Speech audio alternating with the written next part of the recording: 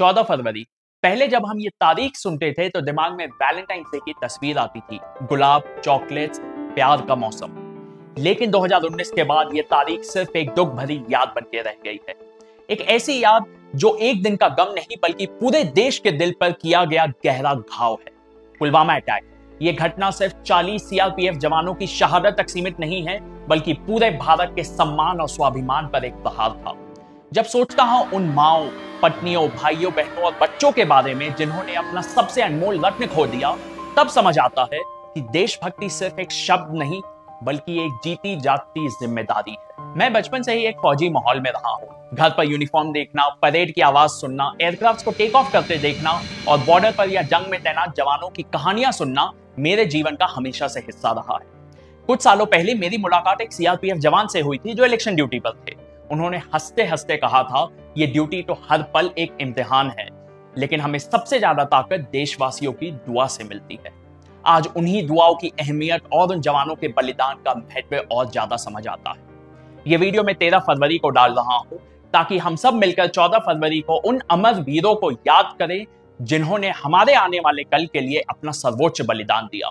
उनका बलिदान सिर्फ एक याद नहीं बल्कि हमारे लिए एक प्रेरणा है। 14 फरवरी 2019 को जम्मू से श्रीनगर जा रहा सीआरपीएफ का कॉन्वॉय। 2500 से ज्यादा जवान अपनी ड्यूटी पर वापस लौट रहे थे। किसी गाड़ी में मजाक मस्ती चल रही थी, किसी में घर के बारे में सपने देखे जा रहे थे, तो कोई बस ये सोच रहा होगा कि कुछ दिनों बाद छुट्टी मिलेगी और वो घर वापस जा पाएंगे। लेकिन बस एक पल ने सब कुछ बदल दिया।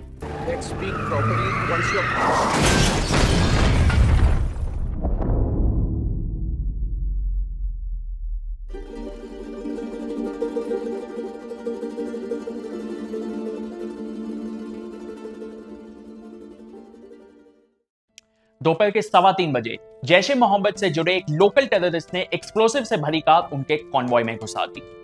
आसमान तक उठती हुई आग, चारों तरफ बिखरी लाशें और वो एक पल जिसने मौत को भी शर्मिंदा कर दिया।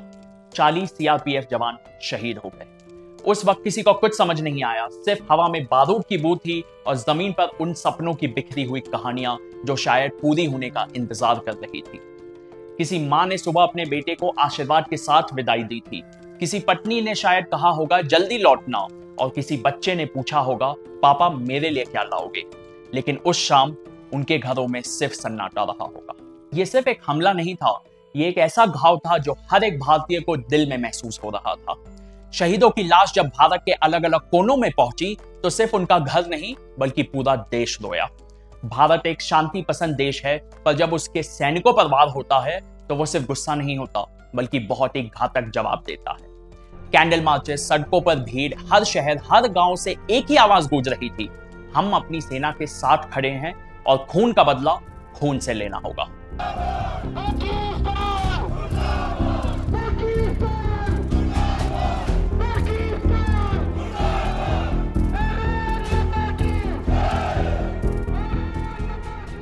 कुछ ही दिनों बाद भारत ने अपना जवाब दिया, बालाकोट एयर स्ट्राइक। इस पर शक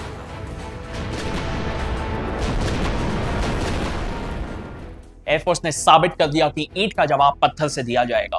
पाकिस्तान ऑक्यूपाइड कश्मीर में घुसकर मल्टीपल टेरर लॉन्च पैड्स को डिस्ट्रॉय कर दिया गया। लेकिन कोई भी जवाब किसी मां का दुख कम नहीं कर सकता जिसे अपने बेटे की आखिरी झलक भी नसीब नहीं हुई, और ना ही कोई जवाबी कार्रवाई उस छोटे बच्चे को समझा सकती है जो अब अपने पिता को कहानियों में सुनेगा लेकिन कभी देख नहीं पाएगा। हम अक्सर कहते हैं शहीद कभी नहीं मरते, पर उनके परिवार के लिए जिंदगी एक ऐसी किताब बन जाती है जिसमें कई पन्ने खाली रह जाते हैं। किसी मां का सपना कभी यह नहीं होता कि उसका बेटा तिरंगे में लिपटा वापस आए। पुलवामा अटैक के बाद आई कुछ तस्वीरें आज भी आंखों के सामने घूमती रहती हैं। एक पत्नी जो अपने शहीद पति की तस्वीर को चूम रही है, एक मां जिसकी आंखों में आंसू के साथ साथ गर्व भी है, वो गर्व जो सिर्फ एक शहीद की मां को महसूस हो सकता है। ये तस्वीरें हकीकत है, उन सब परिवारों की कहानियां हैं जो अपना सब कुछ खो चुके हैं। पुलवामा जैसे हमले हमारे लिए एक दिन की याद बनकर नहीं रहना चाहिए। ये एक धरोहर है जो हमें याद दिलाती है कि देशभक्ति सिर्फ एक जज्बा नहीं बल्कि जिम्मेदारी है। हर कोई फौजी नहीं बन सकता, पर हर कोई सच्चा देशभक्त जरूर बन सकता है। क्या हमें फौजियों की रिस्पेक्ट करनी चाहिए? बिल्कुल। क्या हम उनके परिवार को सपोर्ट कर सकते हैं? बिल्कुल। क्या हम सिर्फ एक दिन देशभक्ति की बात करके फिर सब कुछ भुला देते हैं? ये एक ऐसा सवाल है जिसे हमें खुद से पूछना चाहिए।